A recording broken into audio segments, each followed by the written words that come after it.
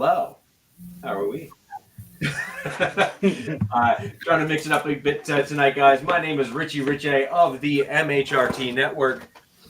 And over to my left here, I'll bring my mic closer. I don't know if that was quiet enough. I do have a loud enough voice that normally people tell me to be quiet. But over to my right here on the screen is Alex Givens of the Arrowhead Addict. You get his articles there. Some of the best written content on Chiefs you will find online.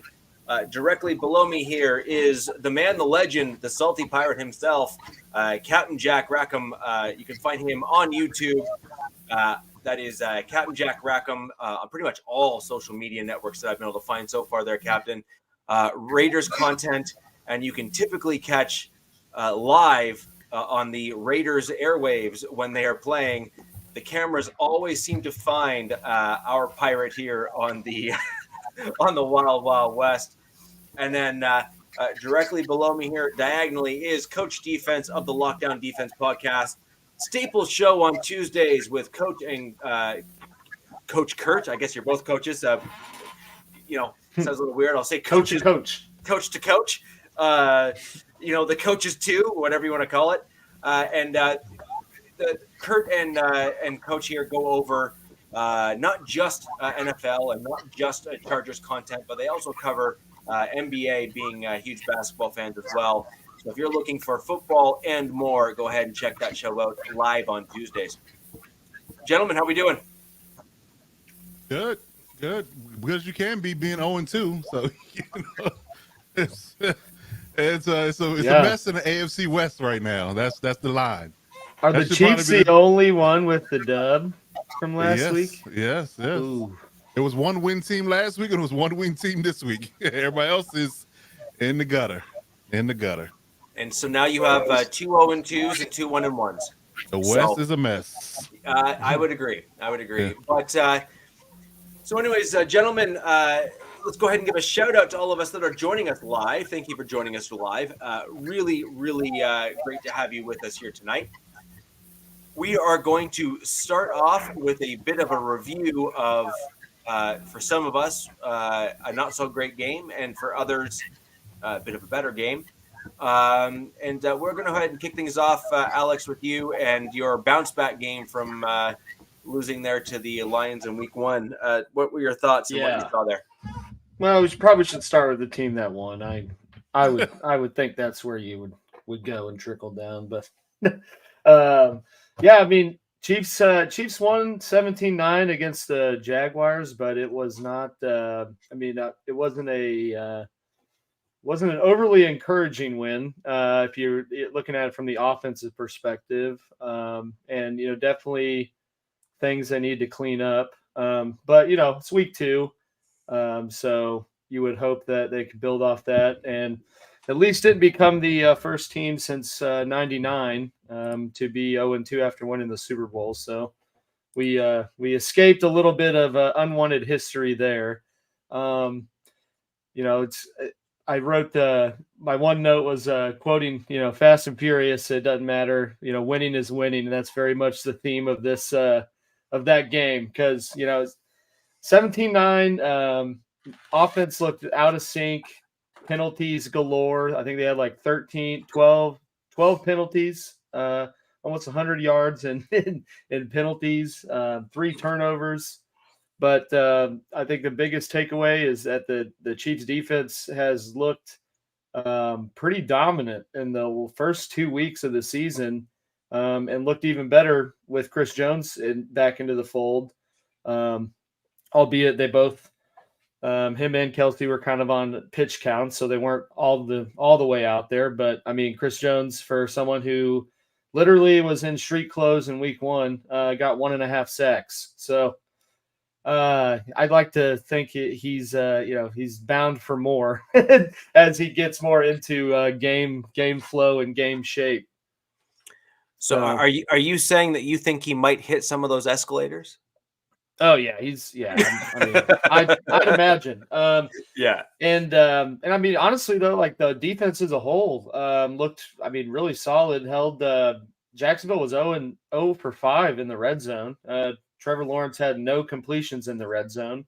And I mean, only gave up 9 points to what's at least advertised going into the year, an up and coming offense, and one that looked pretty good in week 1 against the Colts. So I think that's the biggest takeaway here, and that the defense is kind of continuing to build. We'll see how they look when they play, I guess, a more formidable offense that wasn't just hyped up in the offseason. But I mean, things are looking up on that end.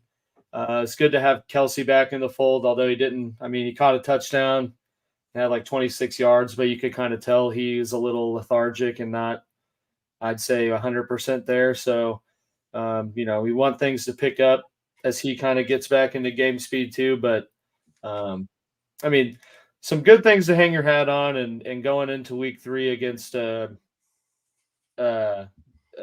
deflated Chicago Bears team that, I mean, just even crazier news with the coach getting his house raided. So, I mean, it's just, things aren't looking good in Chicago. So you would hope that you can kind of take that momentum playing two, pretty solid teams and build off that. So, but in terms of offense, wasn't really overly. No one really did anything too crazy in stats.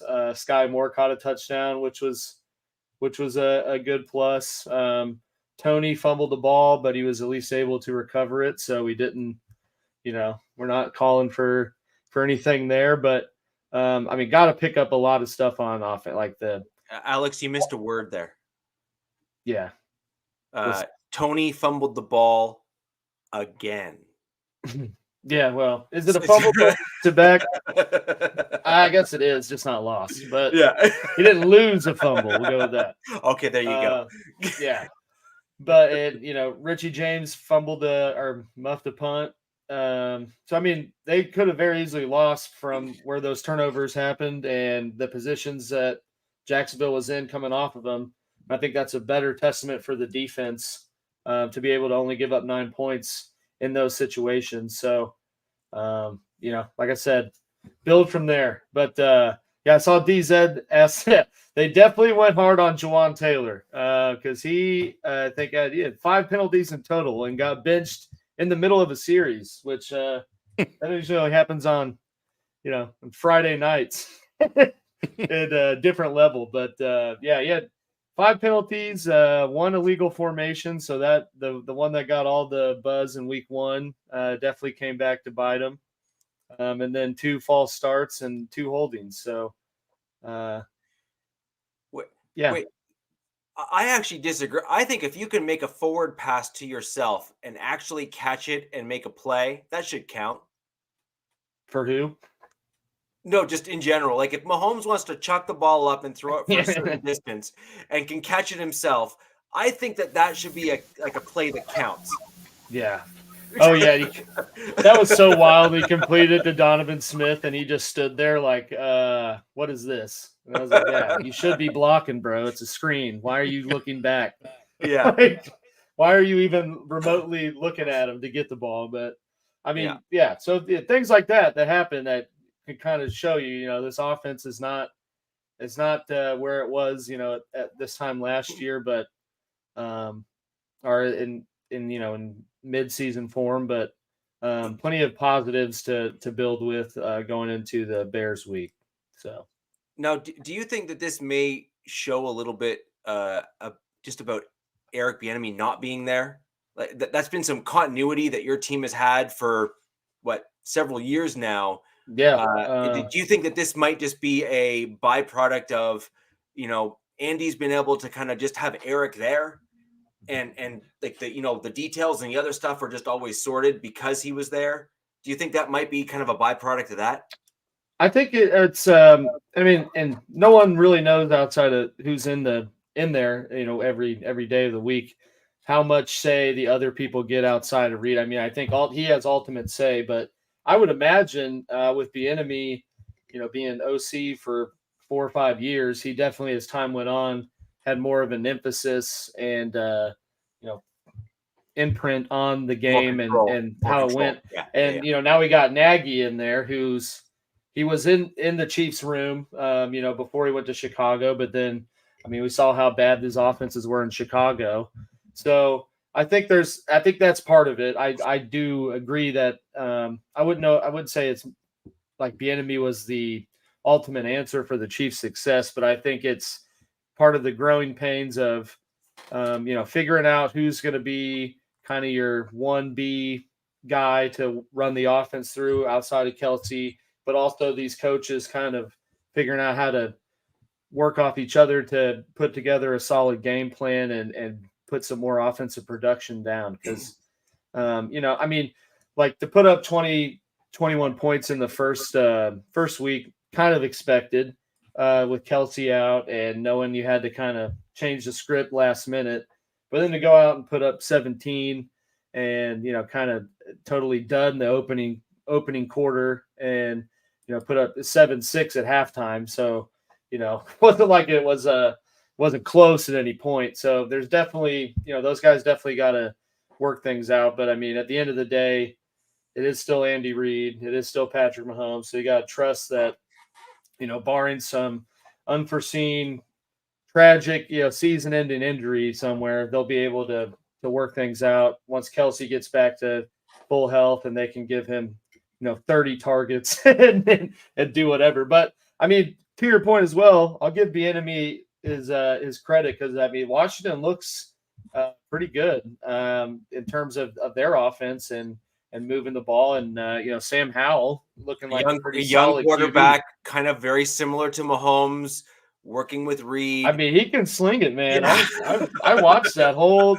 Commanders Broncos game, and I was like, damn, like for what was he, sixth round pick? Like he was putting it on the dime, like, and you don't see a lot of them. One throw into the end zone between the split double coverage was a pretty impressive throw. I don't even care what team you're a fan of, as long as you know football even a little bit, you're just looking to say, Or he had that one down the right sideline too. That was just like he threw it where only he could throw it. But I mean, yeah, back to where we're talking though. I mean, I do think Bieniemy moving on has definitely kind of created a little hitch in the offensive I agree, user. It does. Kelsey's a little too focused on T Swift right now. Sure. I'd be too. You seen her net worth, man? Come on. Oh, is that the direction you're going in? I think I'm pretty sure he wasn't referring to her bank account when he said that he's focused on Taylor, but we'll leave it at that. So moving on, just to make sure we can round out all the teams here and get through all of our games that occurred this past week. Captain, your thoughts on the Raiders game? What went right? What went wrong?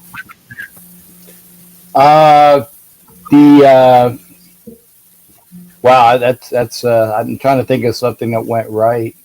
The first drive, the first 2 minutes and 45 seconds of the game was fantastic. Other than one negative play in the rushing game, that was fantastic. The 2:45 and we're down the field, and Devontae Adams has a touchdown pretty much right in front of me, and I'm like, this is good. This is good, and the stadium just the air was gone from the Buffalo fans. And then, we get the ball back again, and our quarterback, and he's tall. I think he's 6'2". But this is Garoppolo. This is the second week in a row that he's had a tip pass interception. And you would normally see that with guys that are, smaller in stature. But they each had a tip pass against the Donkeys last week. He had a tip pass this week against the Bills. And I can honestly think that was the momentum shift in the game. The Raiders could not run the ball at all. They were, and it was mostly the left side of the line. It was Colton Miller and Parham that were getting blown up, and their guys were coming across the center and getting the running back each time. It wasn't the guys on the right side that were getting blown up. It was the guys that were supposedly on the good side of the offensive line. So they couldn't get any yards of note. In fact, I think I saw a stat that said it was the first time in God knows how many years that a rushing champ from the year before had a game which posted a negative rushing attack. So yeah, he had -2 for the game, and Zeus came in and ran some yards, and I must have had my head down at the time because I didn't notice the fumble because it occurred on the other end of the field, so I didn't realize it was a fumble. I just thought that the Raiders screwed up some way, and by that time, I mean the game was way out of reach by then. I know I'm supposed to do 3 good things, but I don't really have 3 good things. Other than the food was decent, and the Bills Mafia clan that were there. Most of the fans, and this is pretty much everywhere you go, were really decent. Most of the fans were really decent. But there are some things in Buffalo that you will find that are quite unique. I mean, other than the table busting that is done in one of the parking lots.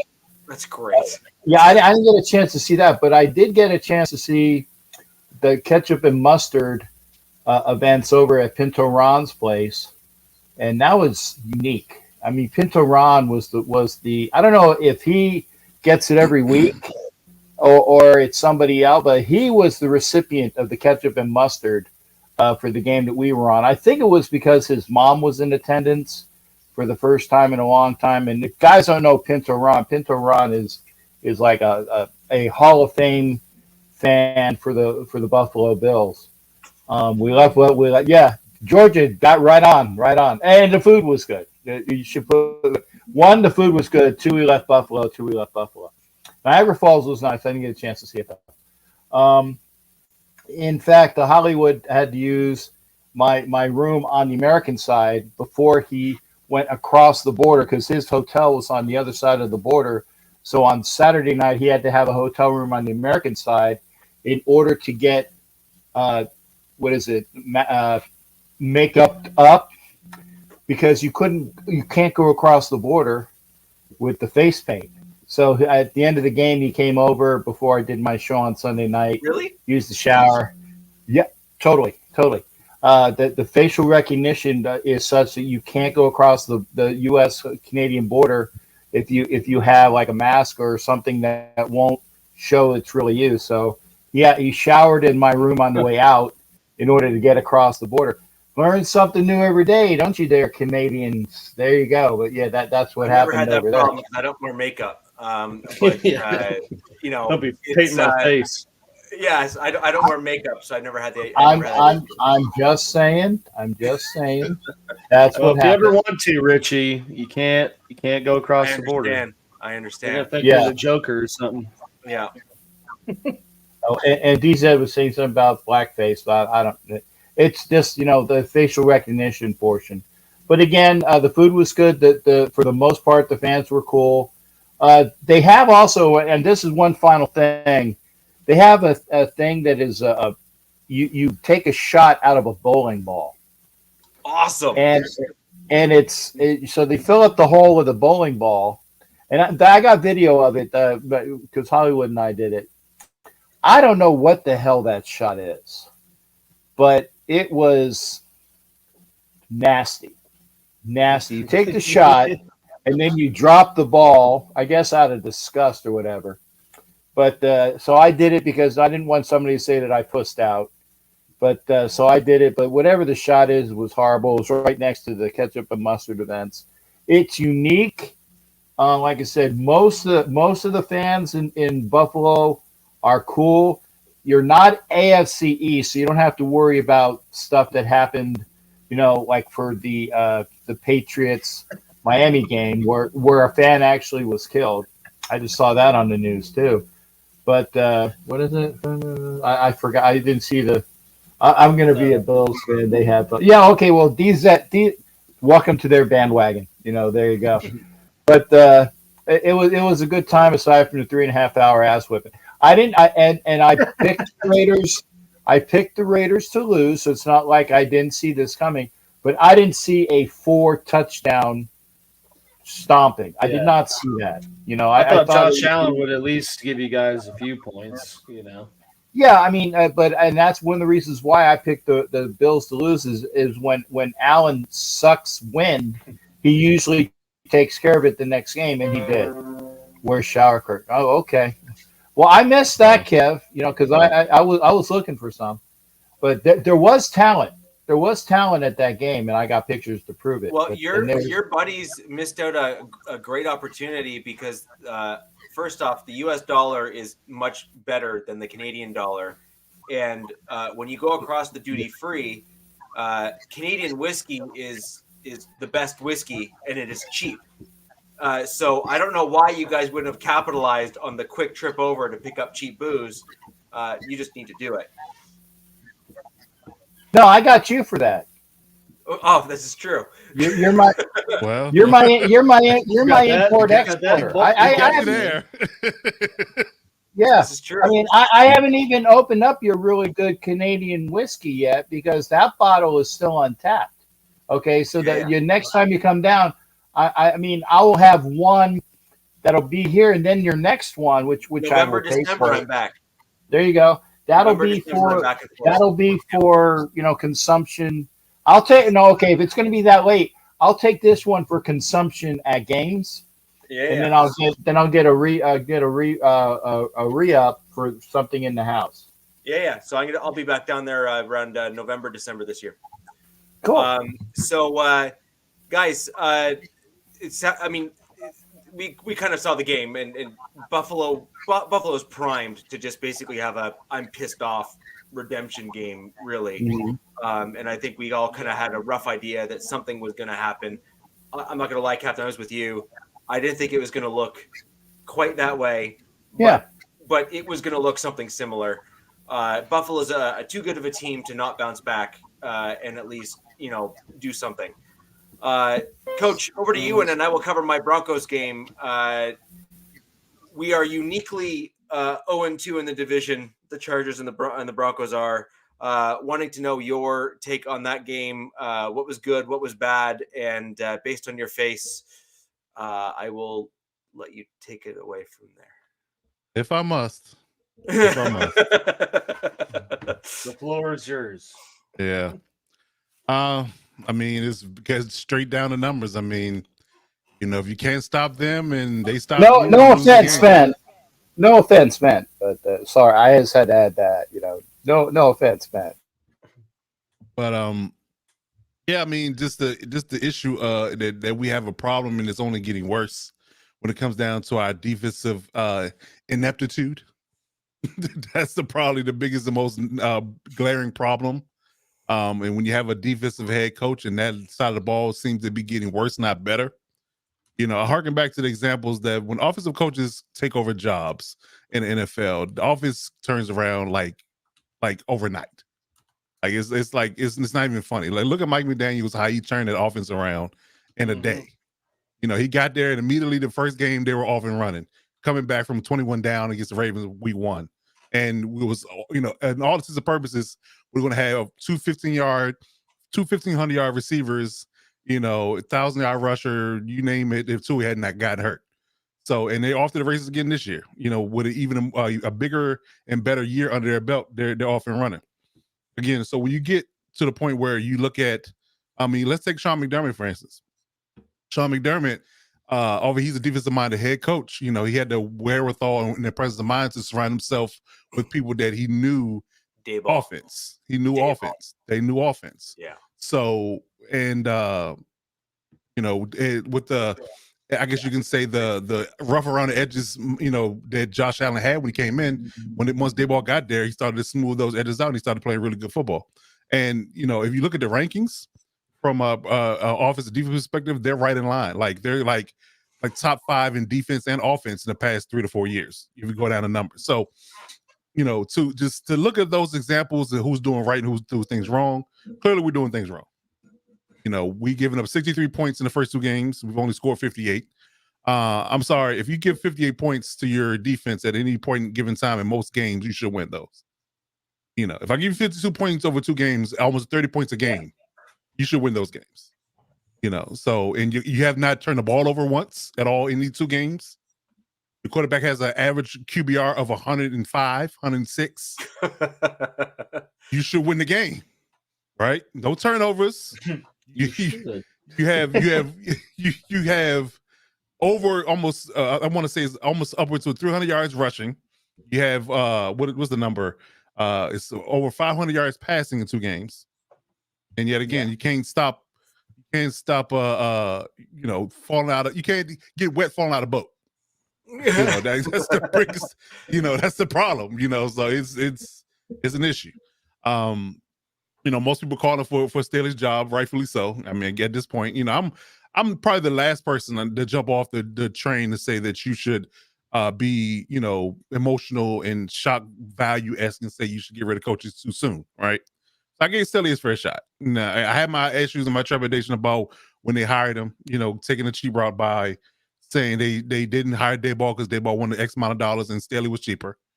And they claimed familiarity because he was on the other side of the arena in SoFi playing with, coaching with the Rams at the time. But again, the overall experience level and just the coaching experience level from Dayball to Staley is miles apart.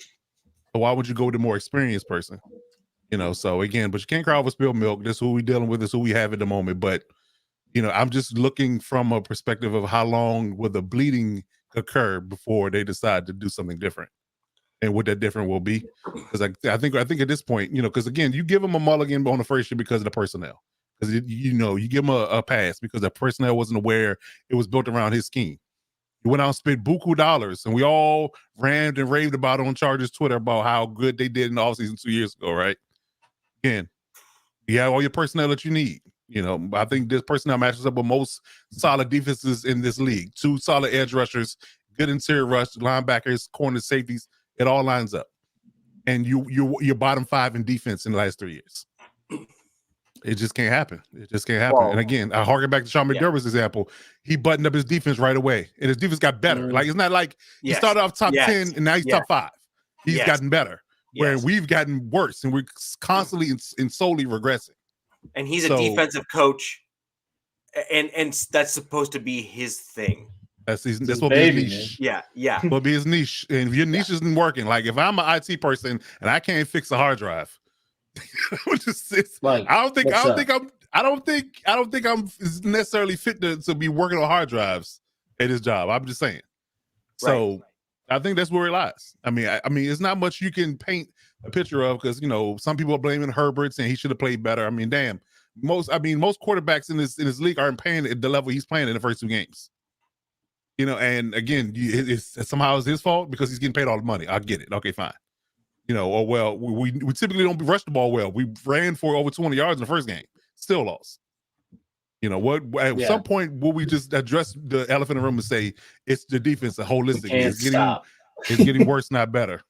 It's getting worse, not better. And you can't blame injuries because nobody was hurt first week of the season. You got a few knickknacks here and there in the second game, but yet again, you had a better overall production from a defense perspective in week 2 with less guys. You didn't get ran over for almost 600 yards total offense like the Dolphins did us on week 1.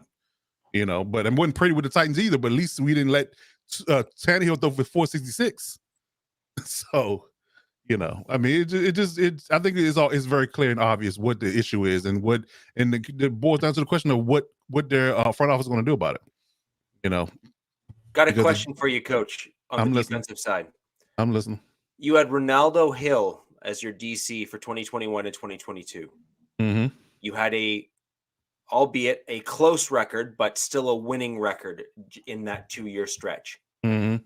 You have now moved to Derek Ainsley, or Ainsley is how I'm going to pronounce it. I assume that's how you pronounce it correctly. That's how you pronounce it. Yep. Mm-hmm. Okay. And you are now 0-2. Mm-hmm. And I have not heard a single Chargers fan not echo exactly what you're saying right now, which is offense humming, defensive just down the toilet. So my question is, do you think that this is a defensive coordinator position issue, or do you think that this is truly a head coaching problem, 100% across the board? Well, I think there are two separate issues. Because there's one thing because you could honestly truly be, and this is actually I was on a staff just like this, and it rings true in the league if you have the blessing to have these guys under you. You can be a head coach and just be the manager. Like Bill Belichick did it for years. Like Yep. he let Bill O'Brien or McDaniels or whoever run the offense. Patricia, he had Patricia run the defense, and he was just overseer, special teams overseer guy. So you could have that. Like you could literally have two rock stars in both coordinator position. You just organize. You organize practices. You get everything in and out. You got the schedule. You make sure we good to go for the road. Everything, all the logistics done, and that's your job. So you could literally legit have that, and if you're not organizing the team and the team's not getting the decisions being made at the top and the things with the schedule not being done right, then that's a head coaching issue.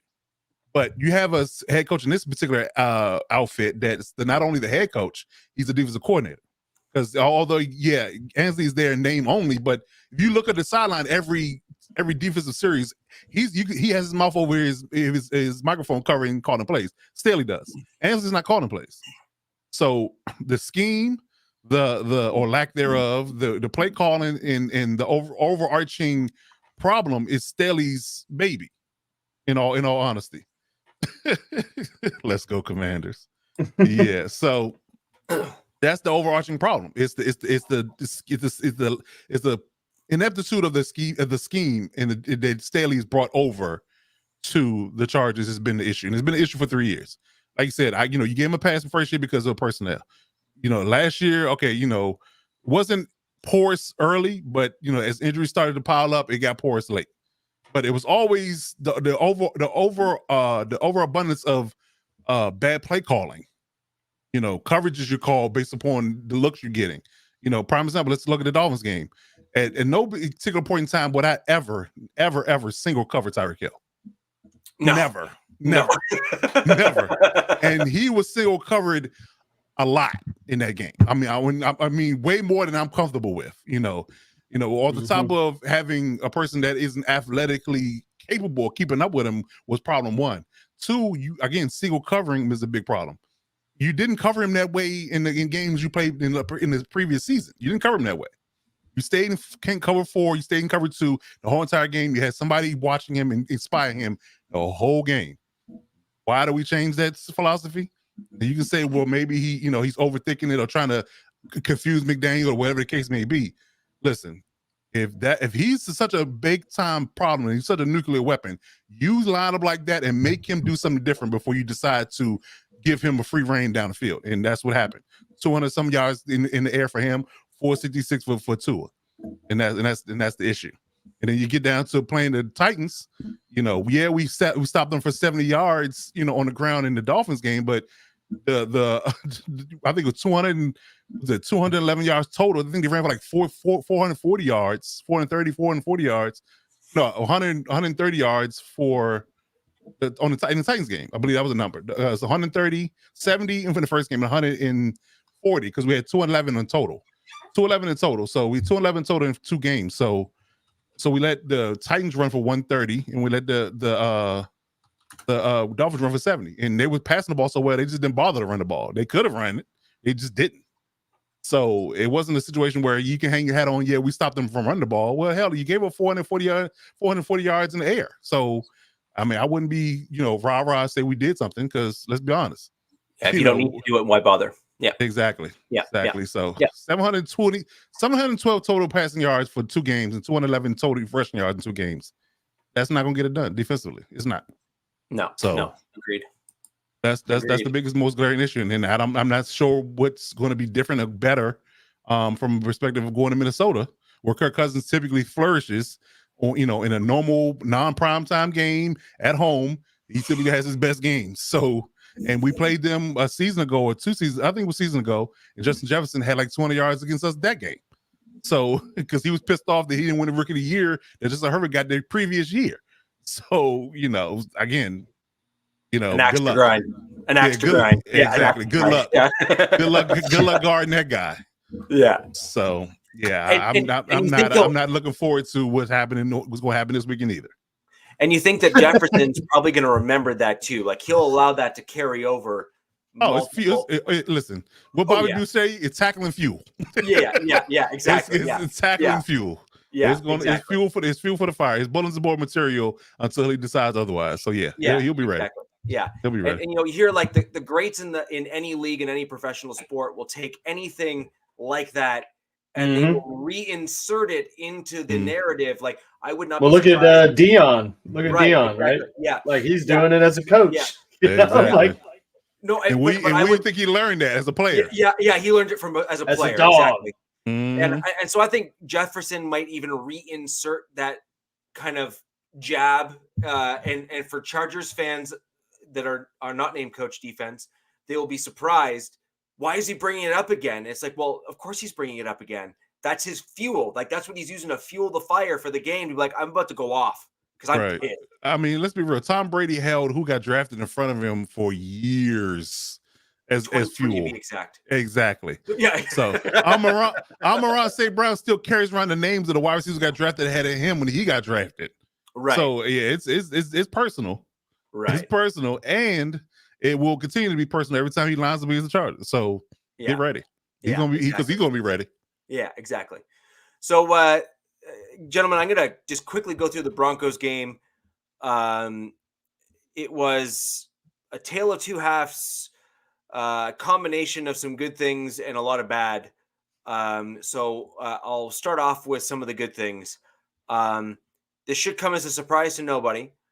Sean Payton is a legit play caller in the NFL. Oh, I didn't know that. Yeah. And what? And that's not breaking news. No, this is not breaking news. Yeah. And so what we're seeing with the Broncos right now, it appears, and Alex, I hope you don't mind, I'm going to just call out that you and I were talking about this before the show, is my general take on the Broncos and what we're seeing is an interesting one. I have not heard it from anyone else. So for right now, I will claim this to be the first time I've heard someone actually say it. Happy to be proven wrong. But my general take is this. I think that you're seeing Russell Wilson look better this year and us have the offensive success, generally speaking, that we've had this year as a result of the fact that for two things. One, we've had very, very few offensive possessions. And as a result of having very few offensive possessions, and you can look up the stats, we have like one of the fewest offensive possessions out of anyone in the NFL this year so far.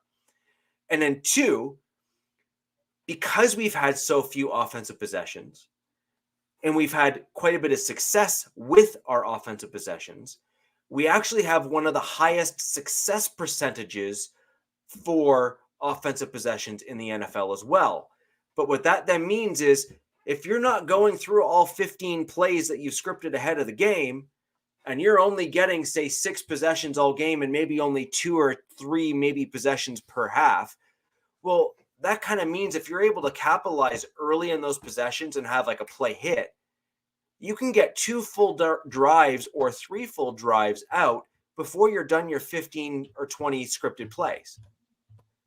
What the Broncos are seeing is, it's at least to my eye, is once those scripted plays fall away and Russell hasn't been coached the entire week and fed what he needs to do at every one of those scripted plays by Sean Payton, you're starting to see Russ need to then make decisions. And I think it's at that point of the game where you're seeing the Broncos defense or offense rather, just absolutely fall apart. On top of that, I also think we are seeing the Broncos defense not look great. And we're seeing a true regression. Now, I again have a slightly different take than most on this. Coach, I'd actually be very curious on your feedback on this comment. I don't believe the players that we currently have on our roster are a particularly great fit for Vance Joseph's defense in certain key positional groups. I happen to think that our defense is largely positioned and surrounding what we were playing with before, which was an Evero and Vic Fangio style defense. Right. Right? We had that for years. So the players that Mhm. were brought in were broadly meant to fit that. Mhm. Vance Joseph's defense is not the same as in what he wants to run as those two guys from a defensive perspective. As a result, I think we're seeing this uncomfortable play calling from Vance Joseph because he can't call what he normally would want to call, being him. On the flip side, though, the Broncos and Sean Payton knew what players they had, and they knew what defense Vance Joseph wants to run. And if you didn't feel comfortable that he could transpose and play what we would normally play as a defense, we should not have brought him in. Well, I wouldn't say that, because you got to understand that sometimes when you have I won't use the word exotic, but when you have certain schemes that are, nuanced, let me use that word, nuanced. It may take a year or two for you to generate the literal personnel that you absolutely positively need in every facet to really be the defense that you want to be.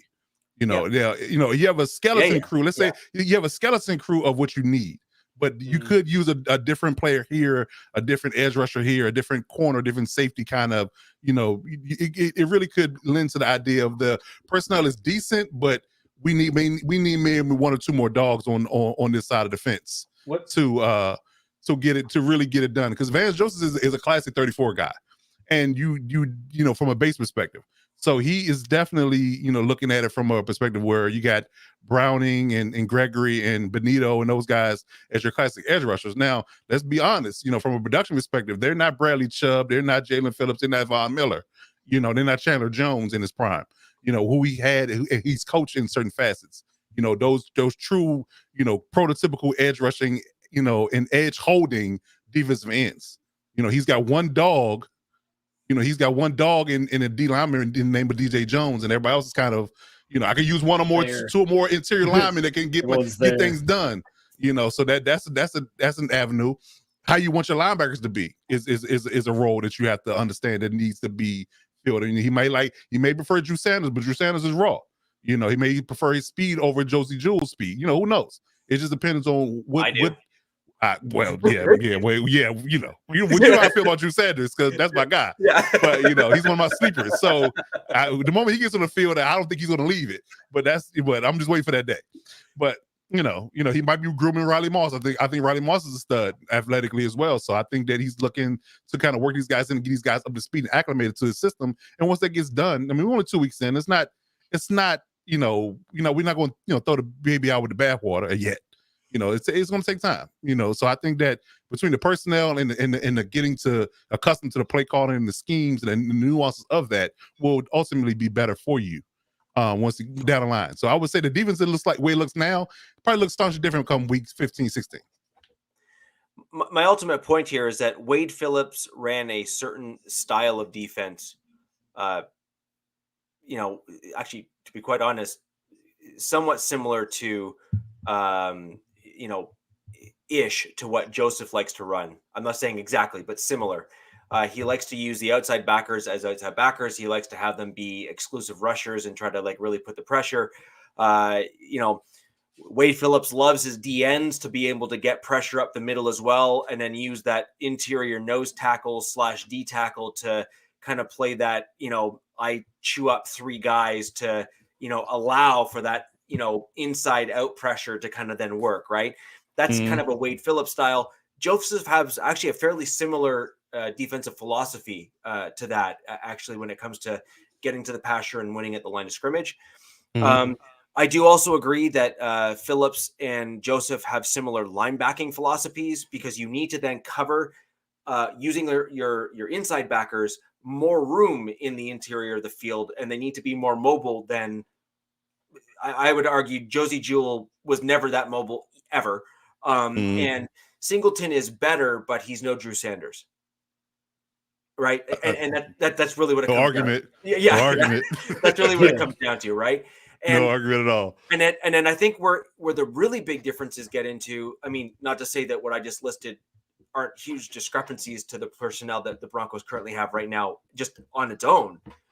But our cornerback and safety room are not great fits for a Vance Joseph style defense, because in order for that to work, you have to pivot in and out of zone and man, and those are a man guy can often play zone, but a zone guy cannot play man normally. I was great to say, and some guys are just catered to and tailored to doing one thing. Pretty much only Sertan can perform. It's very seldom, and that's why you rank these guys high. It's very seldom that you can get a guy that can do both and do it at a high level. Look, there's a reason why Deion Sanders is like the guy. Correct. So your Patrick Surtains, your Jair Alexanders, your Marshawn Lattimore's, guys that can do both and do it at a high level and make your life a living hell to the point where you don't want to throw it to the side of the field. That part makes you a really elite corner. Jalen Ramsey, those guys. So again, sometimes you're just a straight up zone guy. Sometimes you're a straight up man guy, and then when you have to do both, then it becomes an issue. And then when they see you in that uncomfortable moment, or they put you in that uncomfortable moment, they're going to go right at you. Right. And so my point being is, I just don't believe that our roster is suited for truly what Vance Joseph needs to do. And I'm also going to go as far as saying, I actually don't think Vance Joseph has got all of the technical skill sets to adapt his defense to go more in the Fangio direction, because that's not what he's good at. Like Vance has honed in and kind of, as he's been with Arizona, you've even seen it kind of take it a bit further, where he's really kind of zoned in and made the Arizona defense when he was there. They were quite a good unit right when he left. And I actually think that Joseph has kind of got an idea of what he needs to do. And when you start deviating too much from what you've really started to, dial in at the NFL level, we're not talking a high school or college level where you have to be a little bit more of a jack of all trades, just because, the guys that you're getting aren't necessarily recruited or drafted. It's, whatever you can get within the catchment area. So you have to be a little bit more versatile. But a guy like Vance Joseph and Wade Phillips and Vic Fangio, look at what Miami was looking like. Vic Fangio steps in and he was like, you're gone, you're it, you're doing this, we're doing that, we're doing that. Okay, fine, we're good. Well, I mean, if you look at Fangio's upstart in Miami, I mean, he's not top 5 at the moment. I mean, if you argue that they got one stud D lineman, Christian Wilkins. Jalen Phillips he's a decent, not elite edge rusher, and they got Bradley Chubb. That's probably the overall upgrade in that room. The corners, Sans Jalen Ramsey, who's not there at the moment. They got one good corner. And I would argue that the safeties are better in Denver. So I mean, you could say that they're both in a similar facet. It's just a matter of what you do and how you dial it up. Now, granted, he has the luxury of having a high-powered offense in Miami versus what Denver has at the moment. But so that's the prototypical difference. But again, he's not, completely shutting people out either. He's not doing what the Cowboys and the Steelers are doing at the moment when it comes down to them scoring on defense, getting turnovers, getting a multitude of sacks. So it's going to take time. He's going to get Jalen back at some point. He's going to build from here, and I think next year is going to be that much better than what it is at this moment and right now. DZ, it's okay to be wrong every once in a while. It happens to the best of us. And what I will look to see Chubb this year in Miami is he's now had a couple seasons there. Thin air does start to cause some problems if your body hasn't been adapted to it or used to it, especially at a high level. And it'd be very, very interesting to see how his body handles from an injury perspective. He was hurt a fair amount here in Denver. And I do start to wonder, when you see guys that leave us who have been injured, they tend to, for whatever reason, not get injured when they leave and go to, we'll say, more oxygen-rich environments. So I'd be very, very curious to see if he then maintains his health, and at which point that was really his only knock. Like he was always winning. He was good. Well, Everyone is. That might be for different reasons because bedtime is a thing, and you make those life choices, and you either disagree or find the couch sometimes, and so that's a you decision, my man. Ladies and gentlemen, that's basically my general my general summary of the Broncos game. I think that we have a really good scripted group of plays just because we have a very gifted play caller. And I think there's some other interesting things that we're going to see, as time progresses. It's interesting you say that, though, too, because in terms of Peyton and, game script and looking efficient right in that, that was the Chiefs' MO before Mahomes got in there. They always looked super good first, 3 drives, when it was absolutely scripted and Alex Smith could just, knew where he needed to go and boom. And then it just always filtered out. And so it's kind of to some of these comments, it's is this maybe the year to just show so Peyton can say, look, you guys paid him all this money, but this isn't my guy. I don't care how you do it. Get him out. Yeah, and I think that what your ultimate thing is you'll see with that is the direction they're going to go in. They will start putting out public knocks like we saw at the end of that last game to say he didn't do his job. If I need to give him a wristband to make sure he doesn't mess up like that again, I will. That is the first of many comments that if he continues to do this over and over again, and I mean Russell Wilson, I think you're going to start seeing Sean Payton with a green light from the organization to start adding in little snippets like that. And if Russ truly needs and wants to save his public image in order to maintain his, what was at one point a Hall of Fame trajectory, potentially, given what he'd been doing, he will probably voluntarily, restructure and redo his deal to allow him to be moved off of so that he doesn't have to suffer the public, lashing. I don't know about that one. A whole lot of money. That's a lot of money. But is he at a point in his career right now where does he want his legacy to be maintained, or does he want the money? Because it may come down to either or. And which one would you prefer? I'm not sure his probably ego. A legacy guy. Yeah, I'm not. But I'm they're not sure talking about giving up like $200 million. I'm like, I don't know. I'm not sure. I'm not sure Right. his ego can take the legacy yet. That's just my opinion. But it also depends on what they plan to do with him. If they plan to trade him to somewhere where he feel like he can be okay, then that's a whole different conversation. But if you're just talking about cutting me, then no. You paying everything. Pay all my money. Yes, I Not agree. half, not some, but all my cash. Yeah. So, anyways, guys, we're going to move on to the look ahead now as we start looking onwards and upwards to the first game that we will discuss, which is going to be the Raiders and Steelers.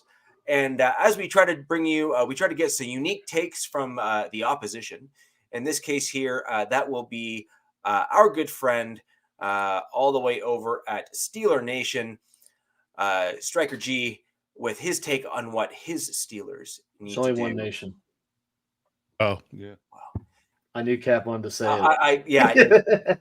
Well, we can hash that out, and you guys can work that out. In Vegas, it does sound. I think he said he was going, but anyways, either way, here is Striker G on what his Steelers need to do, Captain, to beat your Las Vegas Raiders.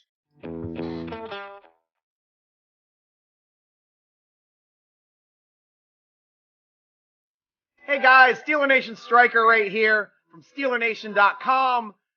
3 things the Pittsburgh Steelers have to do to win in Vegas. First time playing in Las Vegas. Number 1, get after Garoppolo. That's what the Steelers have been doing very well, even against San Francisco, especially this past week against the Browns. We've got sackers. We don't have a Batman and Robin. We got a Batman and Superman on the edges right now. TJ Watt and Highsmith getting at a high elite level, splash plays, putting balls on the ground, intercepting balls, knocking balls out of the air, and getting quarterbacks to the ground. Get after Garoppolo. It starts with our outside linebackers, and that's number 1 for our team. Number 2, have to find a way to slow down the running game and Josh Jacobs. That is something the Steelers have been atrocious at this season. Right now, I think the Steelers are at least in the 30s, if not last place, for yards rushing against them this season. Steelers have to find a way to stop teams on the ground without Cameron Hayward, who was away with surgery and won't be back for at least half of the season. But the rest of the guys there on the field, Okunjobi's got to step up. The younger guys, Lael and Loudermilk, and of course the younger rookies with Keanu and Adams at nose tackle, have to find a way to slow down Jacobs so he's not running all over us all game. Third biggest key in this game, Steelers got to figure out how to move the ball on offense. Right now, they're having a tough time figuring out how to move the ball on offense. Right now, the defense has as many touchdowns as the Steelers' offense has. Defense has 2 touchdowns this season. Offense has 2 touchdowns this season. Kenny has to play better. He's got to go through his progressions better. Hopefully gets better offensive line play to keep Max Crosby off of his back, which they have done a very good job at stopping the opponent's top sack artist from getting to him with Nick Bosa in week 1, with Myles Garrett in week 2. Hopefully they can keep that going as well with Max Crosby in week 3 to give him just enough time so hopefully he can make the right read and stop throwing interceptions, turn back into the Kenny Pickett of last year at the end of the year when they found a way to win on that final drive of that immaculate reception 50th year anniversary game Christmas Eve last year against the Raiders. Let's see if he can find lightning in a bottle twice, but he will need those 3 things to happen for the Steelers to come out victors in Sin City, to get a win in Sin City this week. So until then, guys, come on over and check out our channel on YouTube /Steeler Nation. You got the Strikers Quick Slant, which is my podcast every Tuesday, 8:30 p.m. Eastern Time. It's a live Q&A. We welcome all teams. You got a question from anywhere, I'm happy to field them. But until then, I'll be rooting for my team as always. Go Steelers!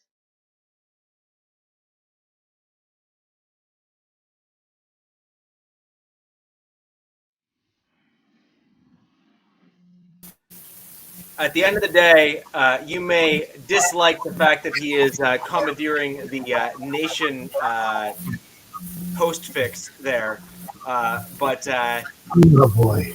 he's a great guy, great podcast. I'd like to thank him again for jumping on and giving his take on what the Steelers need to do to beat your Raiders.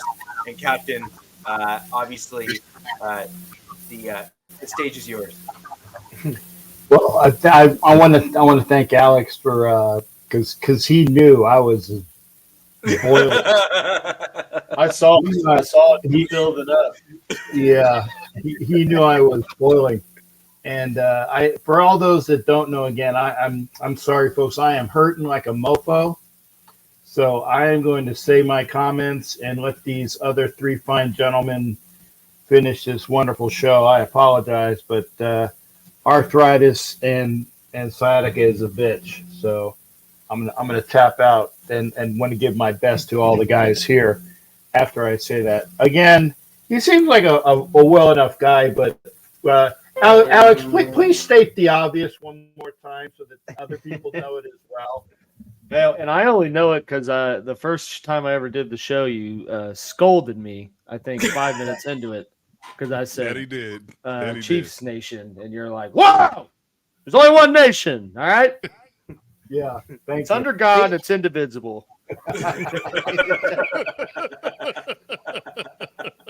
Raider Nation is it, and that's it. So again, and he seems like a likable guy, but my God, if you're going to just use that as your channel, SteelerNation.com.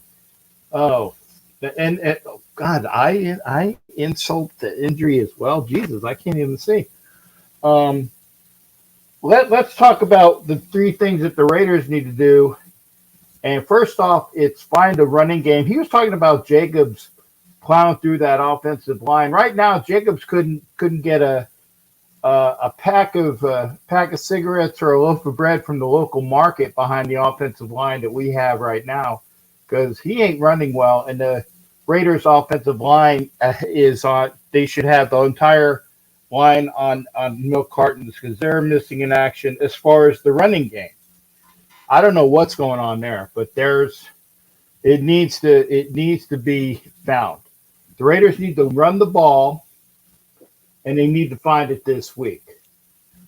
Because again, the Steelers defense, that's what's keeping that team afloat. The Steelers defense has been just wonderful. All these last couple games, they've won those games. It's been the Steelers defense.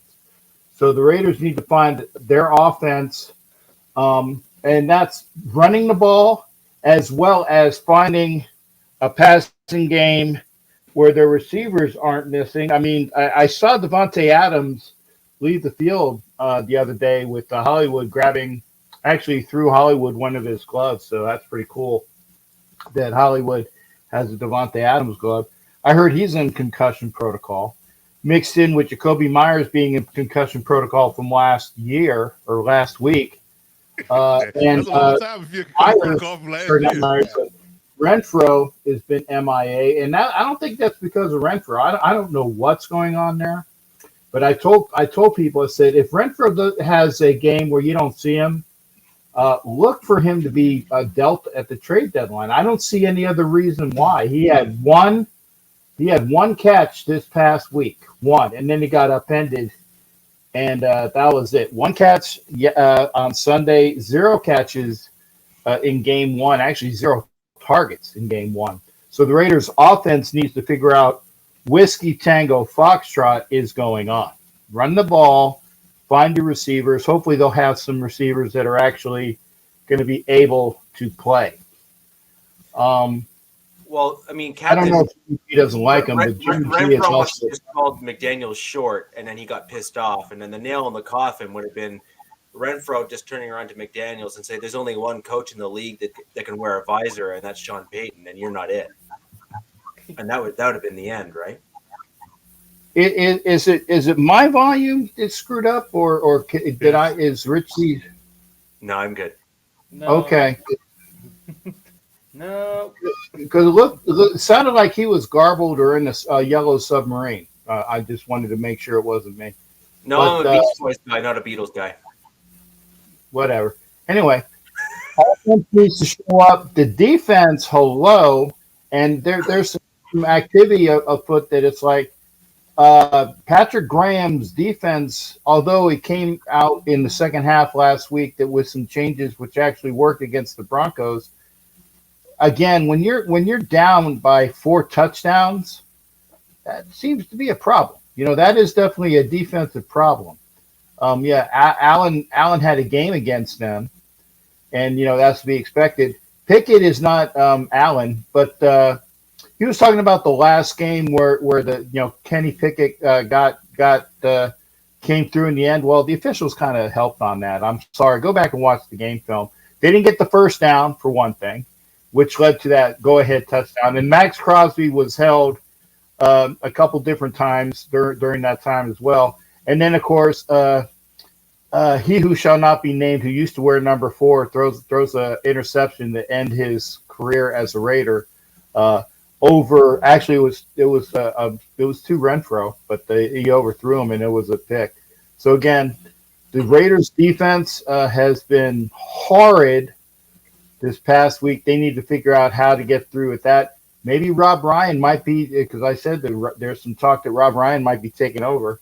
I don't care who takes over, just as long as they get the guys to play to their ability. And that's 2 things: offense, defense, coaching. There's 3. I don't know what is going on with if the Raider players are not playing for McDaniels.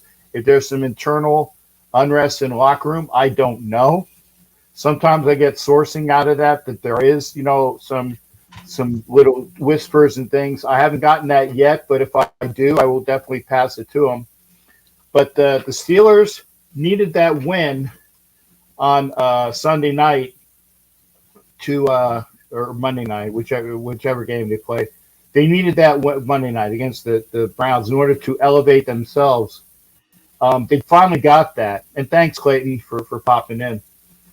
I think that it's going to be a tight game. I want to. It's a Sunday night game, so it'll be broadcast. Hopefully I'll get a chance to wave at the crowd out there. Got zero TV coverage this past week, and I'm front effing row. So that was it's like, oh, that guy's on TV too much. Got a lot of B-roll. I know the guy that does B-roll. He got me for the Los Angeles market, but the Raiders just need to turn things around. This is a pivotal game. I mean, people say, well, it's only week 3. No, it's a pivotal game because the Raiders squeaked by the Broncos, got shellacked by a team that needed to win in Buffalo. Now is their home opener. And if you fall flat on your face on your home opener, the Raiders might be as bad as those pundits were calling them to be in the Caleb Williams sweepstakes, to being like a 3-14 team. I think that they're not, but I want them to prove me wrong or prove me right, whichever way, or prove the pundits correct. But pivotal game, and we'll see. It's going to be a good game. I will be out there in Vegas. I will be enjoying life, other than the arthritis and the sciatica. Sorry, guys, I'm frigging old and bent and tired, and been put, just. And it's all those friggin' chains I wear around my neck. I swear, I got to do something about that. I too iced out. I stopped wearing so much drip. Yeah, that's what it is. I mean, Mr. Mr. T ain't got shit on me. I'm sorry, man. I like Flavor Flav. Yeah, the clock with the Raiders clock. All I need is the Raiders alarm clock, and that's it. Neck, arm, sciatica. It sucks. It sucks getting old. But I expect a tight game. I don't know if the Raiders are going to win. I can't prognosticate that yet. We'll see which team shows up, because again, we're like I said, you get to the four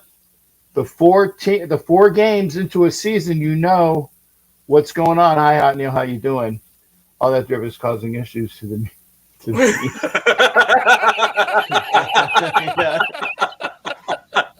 Knew that would be a good one. Yeah. Thanks, Zed. I needed that, brother. I appreciate that. Don't fluff the meat, man. Don't ever fluff the meat. But the drip and the chains. That's why I've been doing this all night. Is trying to get my damn neck straight, and then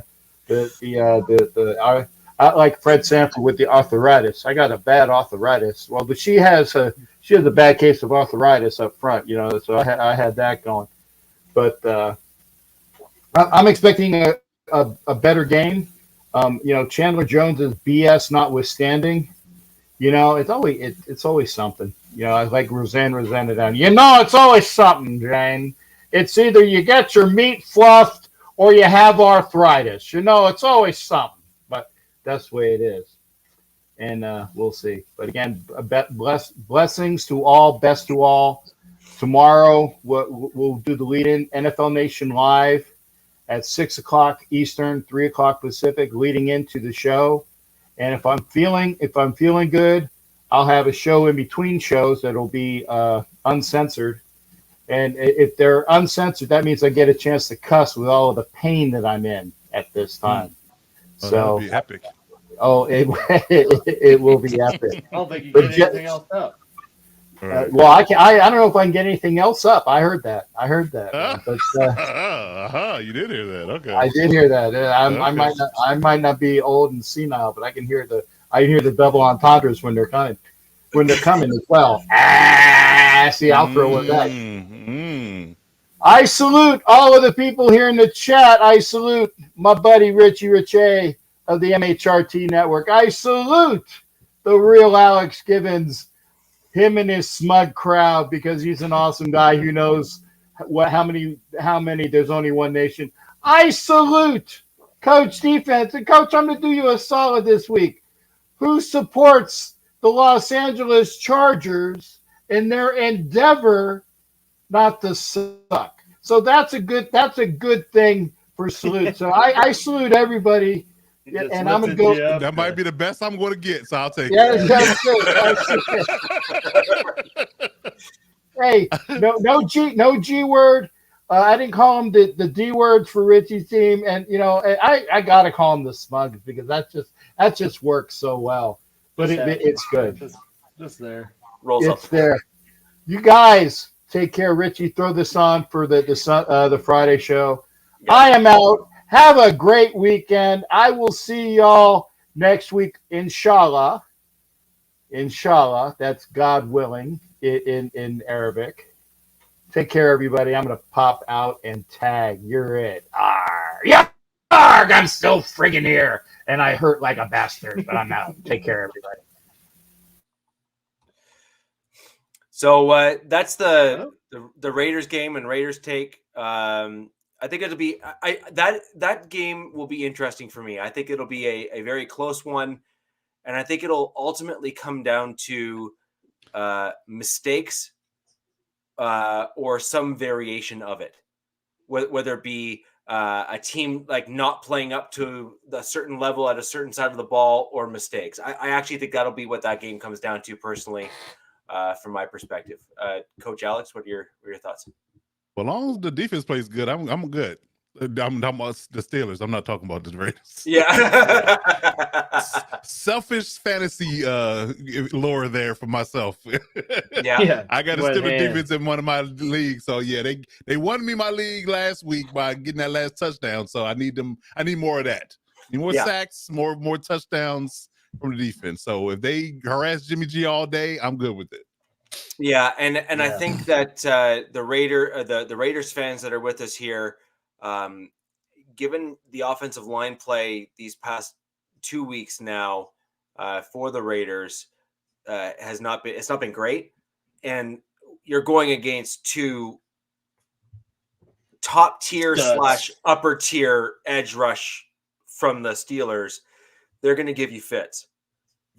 They're going to give you fits, and so that'll be. I'm kind of like I really think I'd say the game for the Raiders to win relies on how bad Kenny Pickett is. Well, that offense isn't great in totality, so I don't think it's. I know, but I a mean, 30-point game. I don't think it's gonna be one of those.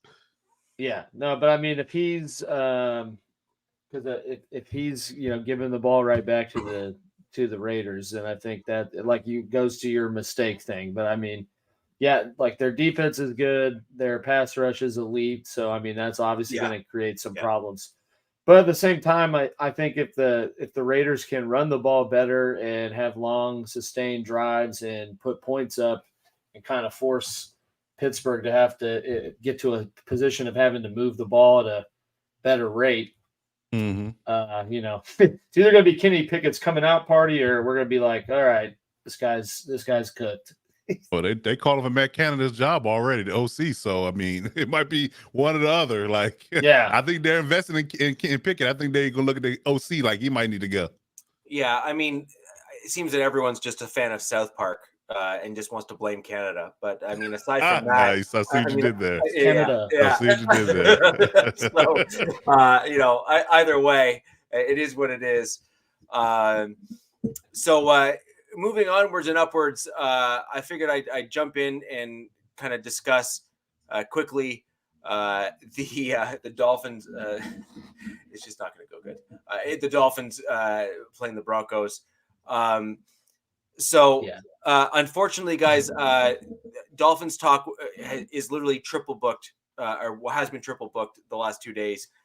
They couldn't bring in their take on the Broncos Dolphins game. Funnily enough, my dad is actually a Dolphins fan. How did that happen? And so 72. He and I have been volleying back and forth, and I actually see this as being a pretty one-sided game. I don't think this is going to end particularly well. I believe the only way that the Broncos even have a remote chance is if they own running the ball. I think they just need to own it. They need to stop. We see what we did some on the ground. So yeah. You just need to own it. And if we can do that and do that well, control the clock, control the game, make it so that your drives are long sustained, cause problems, wear the Dolphins down, all that sort of thing. It really starts to wear down the morale of the opposing defense at that point if you're just having the ball run down your throat. And that's really, in my opinion, the only real shot we have in this game. Well, that's exactly what running the ball does, GA Patriot, is effectively, when you run the ball and grind that clock out, your drives go from, say, 5 minutes to 9 minutes, right? And the like. And so you end up with the time of possession just naturally as a result of that type of play. You look at the Titans, for example, when they run the ball the way that they have these past few years, their time of possessions on offense are substantial, right? Because it's just long, just grinding drives down the field. And it really does demoralize the opposing defense. And you take possessions away from the offense. You do. Yeah, you do. 100%. When you have a 9 minute or 7 minute, 8 minute, drive. I think you need to do that with an offense like Miami too. Yeah. That's explosive and can pretty much score at any high-powered will. offense. The Colts of back in the day, the Kansas City Chiefs with Tyreek Hill, the Miami Dolphins of today. You gotta limit possessions. See, Ed. I want to quickly address something. I'm hoping Ed is still here. He actually asked a question earlier, and I'm trying to catch it. It is right here. Ed wanted to shout this out. Yeah. I think it will be, depending on where we end up. I think you saw the beginning of the potential end in the comment from Sean Payton at the end of last game. So if you were with us earlier in the podcast, I kind of said that my general thought process and the issues that the Broncos saw was, I believe that what we saw here was Sean Payton scripted plays working really well. So then we saw the offense working well. When the offense was handed over to Russ to make those decisions, like we saw last year with Nathaniel Hackett's offense, they were not the right ones and it didn't go well.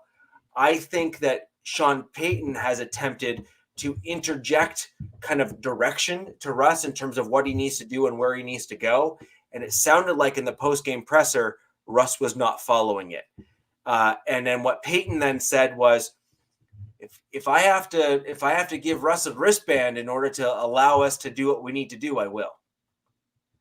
That to me is, right down the path of the beginning of the end. Right. And so, it's even more savage because wasn't it Pete Carroll last year that said they can use wristbands now because his previous QB wasn't about it, and then Sean Payton just comes in, he's like, "Yeah, Russ is going to get a wristband." Wow, you know what? I don't know. It seems like the moment people are away from Russ, they just come for his neck. I don't know what it is. I don't get it. I don't get it. I think he's just an incredibly fake guy. Yes, he's all about the image. So just kind of, everyone says he's a corny ass dude. So he's not genuine at all, is what you're saying. Exactly. Coach, I was actually asked this question on a different podcast. And my answer is going to be the same here as it was there.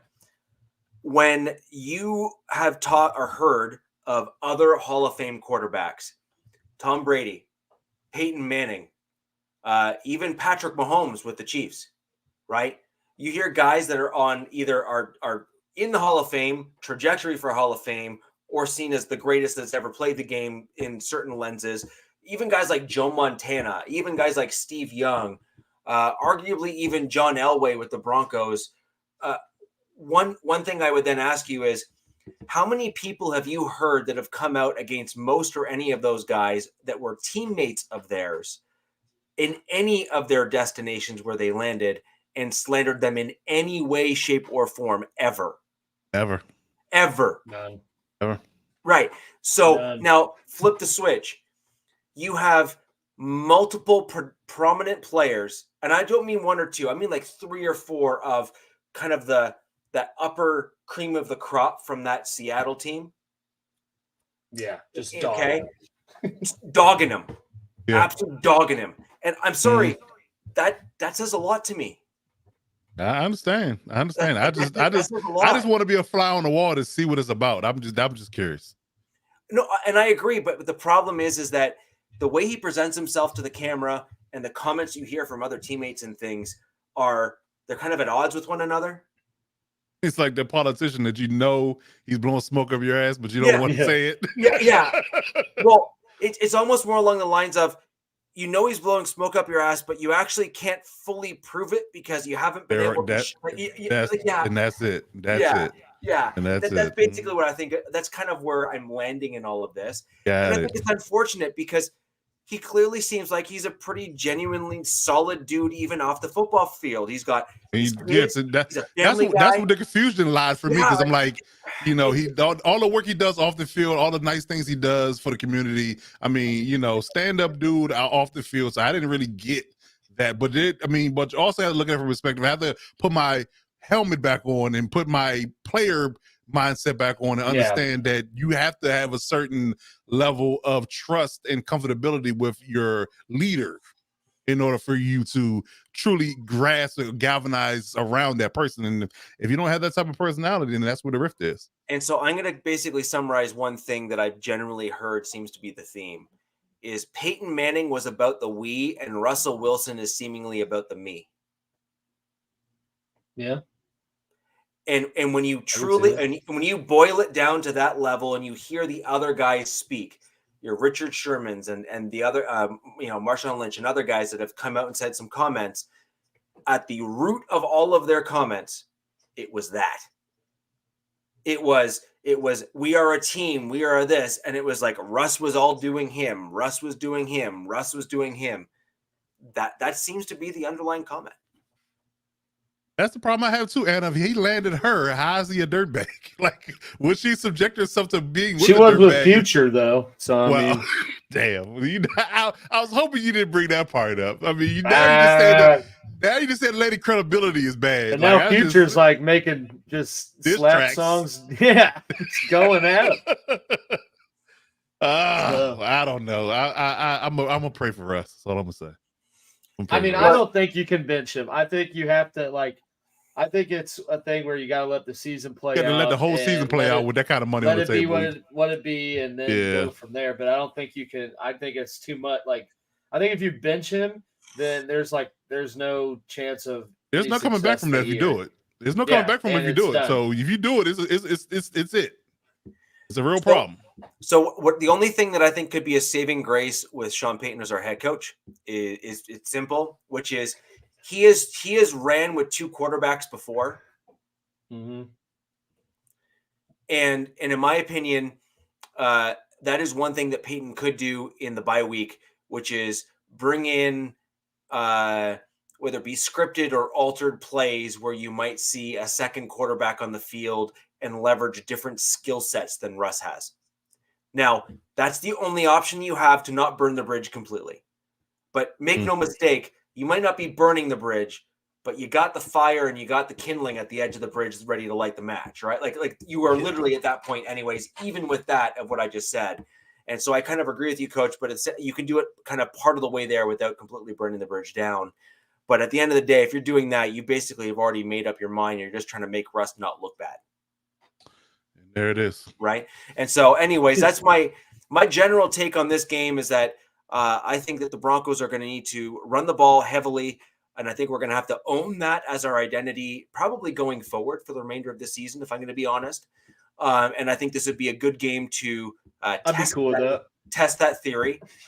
And I think that we're going to have to run to pass. And I think Peyton typically likes to pass certain types of plays to then open the run. And I think he's going to have to slowly flip that script if he wants us to be successful this season. And that's just kind of my general take on the game. I think ultimately, though, this is going to be probably a 7 to 10 point loss for the Broncos, if not more, depending on how poorly our defense plays or gets exposed. Also, keep in mind, Vic Fangio is their defensive coordinator. And I think that's an understated fact, which is that's already been a joke in the chat here is literally in Broncos country on Twitter, it's like an over-under on all the Saints players that have come in now for the Broncos, including the kicker that just got signed. And we're like, all right, well, up next is a conditional 7th for Taysom Hill for sure. Yeah. Right. But in my opinion, I think that getting back to my Vic Fangio comment, he understands all of the weaknesses of most of the players that are on our defense because most of them are the same guys. You know that's going to be used against us. And Coach, I'm going to go back to the guy. In my opinion, I think there's going to be several big plays that are schemed up against Justin Simmons. And that is in large part because of some of the plays that we saw against him in the Commanders. One, he does this shoulder check type tackle against the run, and he has ended up getting exposed for that against the Commanders that allowed an extra 4 or 5 yards after the run. You have to actually wrap the guy up to tackle him. You can't just kind of go in and shoulder check a guy. That just doesn't work at the NFL level. We've seen that a few times. And then the other thing that you've kind of seen is speed catch-up plays where Simmons needs to catch up for a guy that has run past him by a step.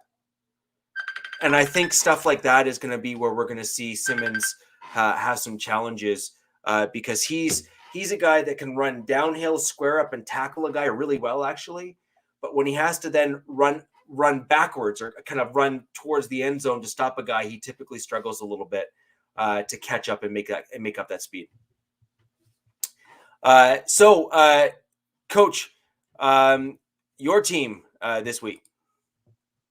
Well, we just got an added bonus to our game that Cam Akers just got traded to the Vikings. Right.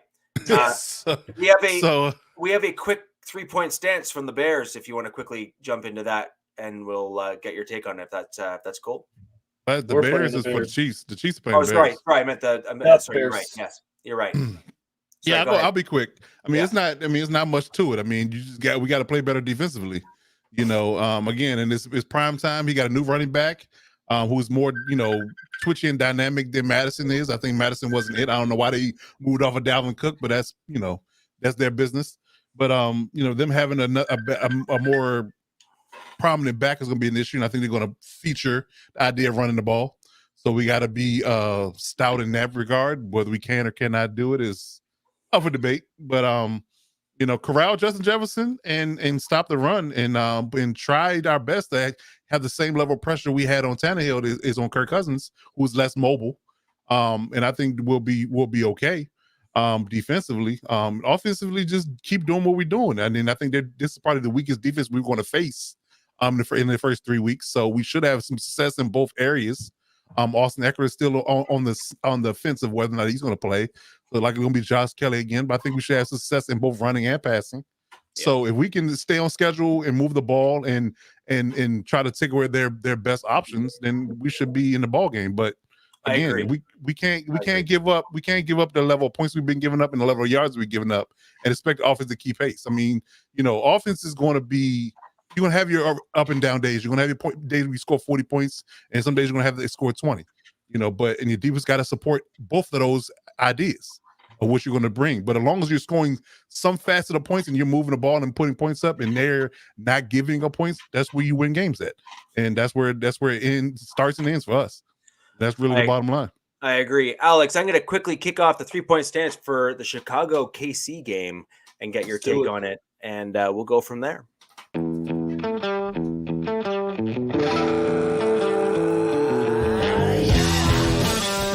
What's up, guys? This is Lester Wiltfong, editor-in-chief at Windy City Gridiron. You can also catch my stuff at Second City Gridiron. It's our video podcast stuff there. Bears Chiefs, week 3. Here's my take. I was asked to say how I think, I can't even say it without laughing, how the Bears could actually beat the Chiefs. First off, I don't see it happening.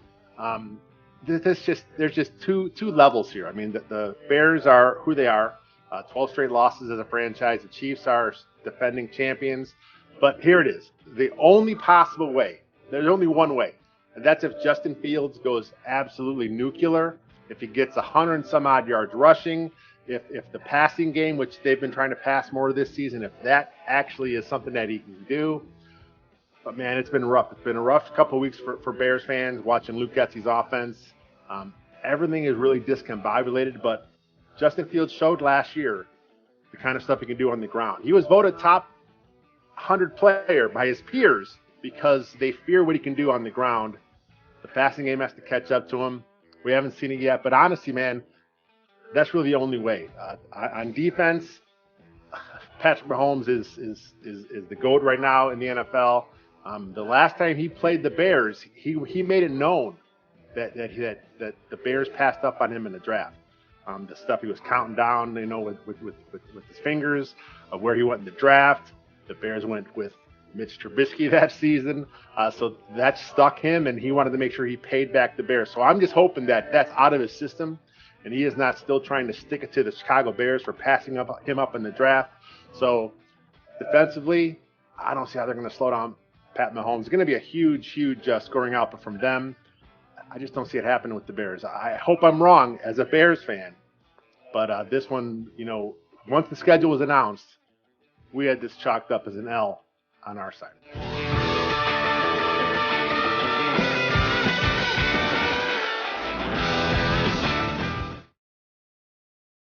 I had to throw that up. Yeah. So that is Second City Gridiron. Want to thank them for jumping on. They are going to be joining us for each of the Bears games that the AFC West plays to give us their take on the Bears versus our division. Alex, quick throw over to you, and then we'll wrap this up. Yeah, no, I had to throw up DZ's comment because it was great. You love it when they open it up and say, "I don't see it happening," but here's my free shot in the dark.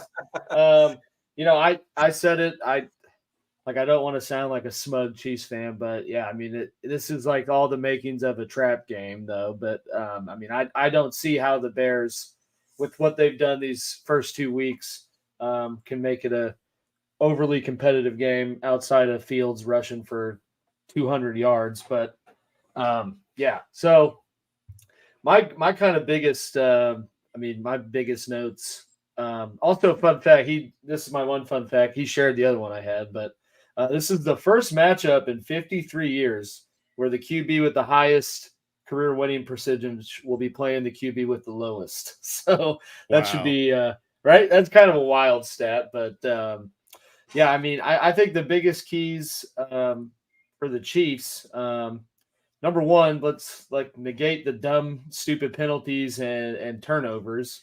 2 weeks in a row now, especially last week, penalties alone, outside of some unfortunate turnovers, very easily put them in, kind of up against the wall in terms of losing or where the score's at. So I think that's the biggest thing from the Chiefs' perspective, get rid of the turnovers.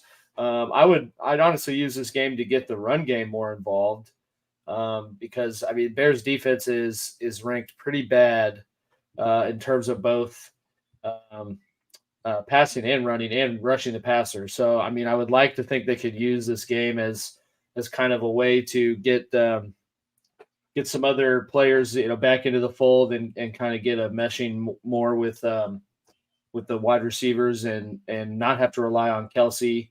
To get some production and get some confidence up in some of these younger guys who have kind of had some rough times. I'd like to say run the ball more, but that might be just with Clyde Edwards-Helaire because Pacheco's hurt right now and he's kind of up in the air. Either way, I'd like them to use this as a game to really get the flow going and get some of these younger, no-name type guys that aren't, Kelsey involved and putting some points on the board. And then, I think on the defense side of the ball, if they get Chris Jones off his pitch clock and let him eat, I don't see how Chicago does a whole lot on the offensive side. The Fields DJ Moore pairing hasn't really panned out too much right now, and Snead's been playing pretty good going against whatever team's number one. He kind of shut down Calvin Ridley for a decent amount, last week. So I'd imagine they'd get pretty good in the pass game still with Snead fully healthy and all those guys back. And then once you got, fully torque Chris Jones out there, should not be a fun time for Justin Fields. So, Chiefs are 13-point favorites. So my predicted score is 35-10. And that was me just being as smug as possible with that. But, to, I guess, humble myself, I'm pretty sure this time last year I said they were going to absolutely smoke the Colts, and that did not happen. So, knock on wood. Yeah, knock on wood. But it's week 3 the trap week for the Chiefs. That is the narrative we want to paint. We'll see. But, you would like to think coming back to Arrowhead after a solid win against a playoff team from the year before and knowing you lost by a point in opening night, you'd like to think that there'd be a little added motivation to really hammer it on. So, that's final prediction 35-10. And I think this is a game where we see the offense come more alive. I hope that's what I'm saying next Wednesday, where I'm just raving about Rashid Rice going off and so there you go. Well, ladies and gentlemen, I'd like to thank everyone for joining us. I wish we had said this earlier in the podcast, but we'll go ahead and throw it out there now. If you are joining us either during or after the fact, please click those like buttons down below. It helps all of our channels out. It allows more fans to join us live, ask great questions, and gets the podcast out there. And these gentlemen have a podcast that they got to jump onto and discuss fantasy and what you need to do to win your league, or at least do better. Yeah. Now, what I haven't feel like you're winning in their league, but they will share that on their podcast coming. And you can go ahead and catch that on right there. Yeah, like just there you go. Yeah, just right there. And I'd like to thank you all for bringing questions. Yeah, I'd like to thank you all for joining us this Wednesday. We will have a lot more for you next Wednesday as we recap week 3 and look ahead at week 4 for the AFC West. And until next week, where the West side is always the best side. Peace! Even when you feel low, you can still go. Even when you feel slow, you can still go. Even when there's no hope, you can still go. I never answer to no, man, I still go. Go, go.